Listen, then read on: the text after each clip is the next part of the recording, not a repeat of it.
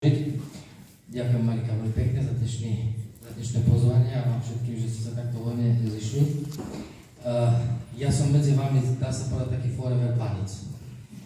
Ale v mojich 51 rokoch tiež môj zdravotný stav a práca mi proste zhoršila môj zdravotný stav, tak som jednoducho musel niečo s tým robiť. Mal som problémy s žalúdkom, konkrétne s refluxom a približne pred 2 rokmi ma oslovila Marika, ale nejak som na to nepočúval, priznám sa, tak až o nejaký, dá sa povedať, ďalší rok neskôr som začal brať, to znamená minulý rok v októbri aloe vera gel, žltý. Nechcem tu hovoriť v nejakých takých tých superlatívoch na tento gel, ale poviem úprimne, že bral som 4 tabletky Nolpazy 20 na reflux a vlastne na kyselinu. A skôr, ako som sa vlastne dostal do fázy, že vlastne sa do niečoho pustím a začnem to nejakým spôsobom riešiť, tak som si vlastne o tom niečo zistil a zistil som, že celý problém je v žalúdočnej sliznici, ktorú som riešil nejakým spôsobom mimo aloe vera, rôznymi čajmi metovými a rôznymi inými suplementmi, ktoré mali podporovať sliznicu žalúdka. Kdežto vlastne Nolpaza 20, ktorá má korigovať vytváranie žalúdočnej kyseliny, tak určitým spôsobom koriguje aj pH kyseliny žalúdka, čo nie je úplne zdravé. A dneska z najnovších výsledky hovorí o tom, že Nolpaza nie je úplne najzdravšia na to, aby redukovala alebo pomáhala vlastne na reflux. Chcel som s tým úplne skončiť. Musím povedať, že po 11 mesiacoch mesiac som nezobral ani jednu tabletku. Takže dá sa povedať, že moja sliznica žalúdka, pitie aloe vera, áno, a ešte, aby som to doplnil, vytuningoval som to Fields of Green posledný mesiac, takže je pravda, včera mi dala troška zabrať lazanie, čo moja žena uvarila, takže to troška tak rozhodilo moju sliznicu, ale priznám sa, že aloe vera po 11 mesiacoch mi spravilo zázrak, ktorý som 6 rokov nedúfal, že vlastne nejaký nastane a bude. Takže môžem povedať, že aloe vera, konkrétne tento žltý gel, je úplne že fantastický.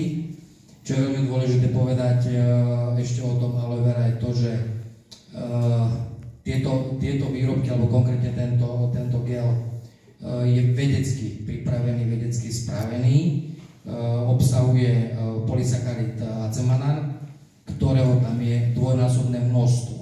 V skutočnosti na to, aby dostal certifikát IASC, čo je vlastne certifikát Medzinárodnej rady pre vývoj aloe, tak potrebuje určité množstvo. A v tomto aloe vera sa nachádza dvojnásobné množstvo. Ten polysacharid acemanan má tú úlohu v aloe vera, že je ako jediný z polysacharidov, ktorý sa neštiepí a dostáva sa do krvného obehu pomocou kapilár až do buniek priamo. To znamená, že má imunomodulárny charakter.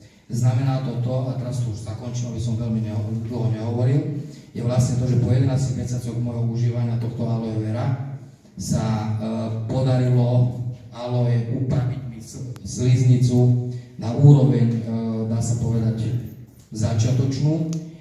Čo poviem pre na záver je to, že nikto z nás nevieme, čo vnútri máme pokazené. To poviem pre na rovinu. Mne to začalo s tým, že potrebujem opraviť sliznicu žalúdka, ale dovolím si tvrdiť, že možno je tam pokazené niečo na žlčníku, je tam pokazené niečo na pečení a jednoducho pokračujem s užívaním aloe vera ďalej a dlhodobo, pretože dlhodobý charakter, a vedecké štúdie hovoria o tom, že dlhodobý charakter aloe vera, čo sa týka užívania, je veľmi dôležitý. Veľmi dôležitý. Čo bolo ale dôležitejšie ako samotné pochopenie prípravku aloe vera od Foreveru je to, že ja som uveril Marike, uveril som aloe vera, ale je veľmi dôležité, aby sme uverili sami sebe. Či to naozaj aloe vera je naozaj taký, aký je. Pre mňa bolo, ja na aloe vera nedám dopustiť, budem ho užívať viacej. Čo je ešte zaujímavé povedať u mňa je to, že začal som s 3 prípravkami alebo produktami Dnes ich mám 11. A priznám sa, už mám vypretých ďalších 7. Neviem, kde to skončí, ale knižka zatiaľ ešte je celkom, ako by som povedal, že dá sa tam čo vybrať. Momentálne mám vybraný Imublend a Active Pro B.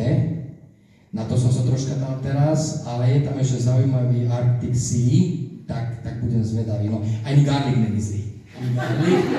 Takže bude toho, keď mi bolo povedané, že sú ľudia, ktorí berú 20-30 tabletiek denne, tak to sa naplašil, ale dnes ich mám 6. Tak ako ja neviem, a zatiaľ mi nič není, práve naopak, cítim sa lepšie. Takže ďakujem, devčatá, za